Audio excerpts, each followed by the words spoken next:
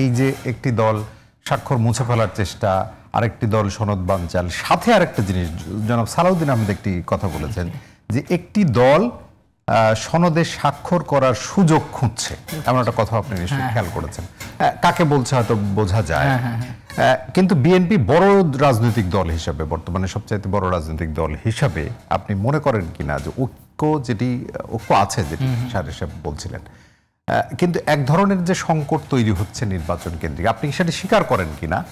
আর না হলে জুলাই সনদের বাস্তবায়ন নিয়ে এনসিপি বা অন্যান্য দলের এক ধরনের তো দ্বিধাদ্বন্দ্ব তো আছে, সেটি নিরসনের জন্য বিএনপির ভূমিকা কি যথেষ্ট আপনার মনে হয়?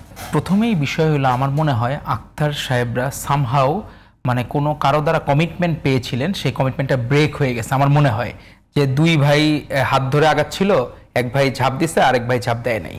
বিষয়টা আমার মনে হয় তারা সামহাও মানে হচ্ছে এখানে ওই যে কাঁঠাল ভেঙে খাওয়া, তাদের মাথায় কেউ কাঁঠাল ভেঙে খাইছে। তো এখন মনে হয় তারা দিক বিদিক একটু দিশা হারিয়ে ফেলছে আমার কাছে মনে হয়। কারণ তাদের যে জার্নিটা, তারা পিআর পদ্ধতির জন্য এটা বলা, 16 বছরে যাতে ভোটাধিকার পায় এই বিষয়ে বলা, আমার সবগুলাতেই মনে হয়েছে তারা তাদের তৈরি হওয়ার জন্য টাইমটা চাচ্ছিল। কিন্তু তাদের মধ্যেই এত বেশি, গতকালও দেখলাম তারা নাকি শাহবাগে একটা টেন্ডার নিয়ে মারামারি করতেছে, তারা দুই গ্রুপে নিয়ে। এগুলো আসলে আমরা বিব্রত বোধ করি কেন, যে এটি বিব্রত বোধ করেন কি নতুন দল হিসেবে? নতুন দল হিসেবে বিব্রত বোধ করি, তাদের কাছে প্রত্যাশা অনেক। নিজেদের ক্ষেত্রে আপনার বিব্রত বোধ? না, আমরা নিজেদের পানিশমেন্ট দিচ্ছি। আমরা আমাদের জায়গাতে, আমরা তো গভর্নমেন্ট না, সরকার না, আমরা আমাদের জায়গা থেকে কি করতে পারি, একটা মানুষকে দল থেকে বহিষ্কার করতে পারি, এবং সে যদি গুরু দণ্ড করে তাকে আমরা বলতে পারি যে পুলিশ বা আপনার হচ্ছে আইন শৃঙ্খলা বাহিনী তাকে সর্বোচ্চ কঠোর ব্যবস্থা নেওয়ার জন্য। আমাদের জার্নি এতটুকুই। আমরা কাউকে এটা দায়িত্ব না যে মব সৃষ্টি করে কাউকে কোনো কিছু হ্যারাস করা, ওইটা আমাদের দায়িত্ব হয় না। এবং আমাদের দুই একজনের কিন্তু পলিটিক্যাল কালচার পরিবর্তনের ক্ষেত্রে আত্মশুদ্ধির যে বিষয়, সেই প্রচেষ্টা কি আছে আপনার মনে হয়? সেই প্রচেষ্টা আমাদের জায়গা থেকে, মানে আমরা আমাদের দলের টুকু বলতে পারবো, বাকিদের কি চেষ্টা আছে এটা আমরা তো আপনাদের জায়গা থেকে যদি বলেন। আমরা আমাদের জায়গা থেকে আপনার যে পরিমাণ আপনার বহিষ্কার করা হয়েছে বা শোকজ করা হয়েছে, পার্টির সর্বোচ্চ নেতা ভারপ্রাপ্ত চেয়ারম্যান জনাব তারেক রহমান শক্ত হাতে, যেভাবে কঠোর হাতে কন্ট্রোল করেছেন, আপনি দেখেন গ্র্যাজুয়ালি কিন্তু ইয়ের পরিমাণ, মানে কোনো কিছু অন্যায় কাজের পরিমাণ কিন্তু কমে আসছে গ্র্যাজুয়ালি।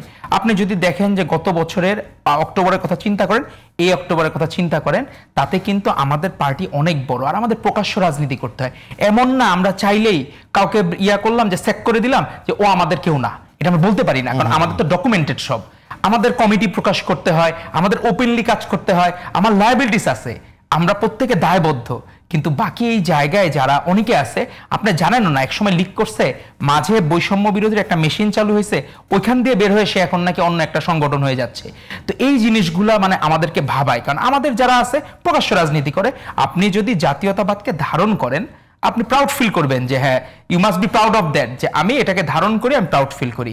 কিন্তু অন্য সংগঠনগুলোর সমস্যা থেকে তাদের কালচারটার এলোমেলো হওয়ার কারণে আমরা অন্য সমস্ত সংগঠনের অন্য মানে হচ্ছে কি, এখন তো ধরেন আপনি যদি সেকেন্ডলি ধরেন যারা আলোচনায় থাকে, তাদের পরিচয় তো আমি প্রকাশ্য আমি বলতে পারবো না। তারা আপনি অনেক দিন একটা মানুষের বলছেন, একটা দেখলাম যে ফেসবুকে মিডিয়াতে, মানে গাড়ির মালিক জানে না যে হচ্ছে ড্রাইভার মানে একটা সংগঠন করে, আবার ড্রাইভারও জানে না যে উনি এই সংগঠন করে, গত নাকি এরকম 8-9 বছরে, এবং এটা প্রমাণ পাওয়া যাচ্ছে আস্তে আস্তে। তো এই ধরনের বিব্রতকর সিচুয়েশনে যেটা আমরা মূল মানে আলোচনায়, সেটা হলো এনসিপি। আমার মনে হয় আমাদের ভাইরা, তাদের কাছ থেকে আমাদের প্রত্যাশা ছিল অনেক বেশি যে তারা যাতে সুন্দরভাবে রাজনীতিটা করতে পারেন, কিন্তু আমার মনে হয় তারা খেই হারিয়ে ফেলছেন। কারণ তারা কোনো কুলকিনারা পাচ্ছেন না দেখে, আপনি দেখেন শাপলা প্রতীকটা নিয়ে, আপনি যদি একটা কমন সেন্সের একটা মানুষকে, আপনি ছোটবেলায় যখন টস খেলা হইতো, এক পাশে জিজ্ঞেস করতাম শাপলা, আরেক পাশে মানুষ, কোনটা নিবা, এরকম ভাবেই আমরা ওইভাবে ইয়া করতাম। সেই জায়গায় কিন্তু আমরা জানতাম যেটা বলতো না শাপলা, ধানের ছড়া, তারা, এটা নিবা নাকি মানুষ, পরিবার, এগুলা নিবা, বলা হয়তো শাপলা নিবা না মানুষ নিবা। একটা কমন জায়গা থেকে তারা ওইটা নিয়ে এখনো বায়না ধরে আছে, গো ধরে আছে, ওই জায়গা থেকে এখনো তারা সরতেছে না। তো এইটা আমাদের কাছে মনে হয় যে এটা অ্যালার্মিং বিষয়। কেন যে আমরা ফেব্রুয়ারিতে যে নির্বাচনী যে ট্রেনটা ছেড়ে গেছে, তারা কি এই ট্রেনে আদৌ উঠতে চায় নাকি এই ট্রেনের যাত্রায় মানে বন্ধ করতে চায়, এইটা নিয়ে মনে হয় যে এখনকার দিনে ঘনীভূত হচ্ছে বিষয়গুলা। আর জুলাই সনদের এই ধোঁয়াশাগুলা, তারাই কিন্তু মূল উদ্যোক্তা ছিল। যারা মূল উদ্যোক্তা এখন তারা এটা ভন্ডুল করতে চাচ্ছে বিভিন্নভাবে, যে তারা এখন একটা ট্রেন্ড, যেটা লীগের সময় বলতো, যারা লীগ বিরোধী কোনো আচরণ করত বা গণতন্ত্রের পক্ষে থাকতো তাদেরকে তারা স্বাধীনতা বিরোধী বলতো। এই ফ্রেমিংটা সবসময় হয়ে আসছে। গত 16 বছরে আমরা একটা শুধু ফ্রেমিং দেখছি, স্বাধীনতা বিরোধী। আর এখন হচ্ছে ফ্যাসিবাদের দোসর টার্মটা তারা কমনলি ইউজ করে, কিন্তু তারা নিজেরা কিভাবে, কারণ তাদের তো নতুন, এই বাংলাদেশেরই তো লোক, তারা তো অন্য দেশ থেকে আসে নাই। তাদের এই মানুষগুলা কোনো না কোনো সংগঠন করা, কোনো না কোনো জায়গা থেকে করা, আমার মনে হয় এই জায়গা থেকে সর্ট আউট করা দরকার। আর তাদের বেশি আন্তরিকতার দরকার। তরুণ প্রজন্ম তো তাদের দেখে রাজনীতি করবে আরো বেশি।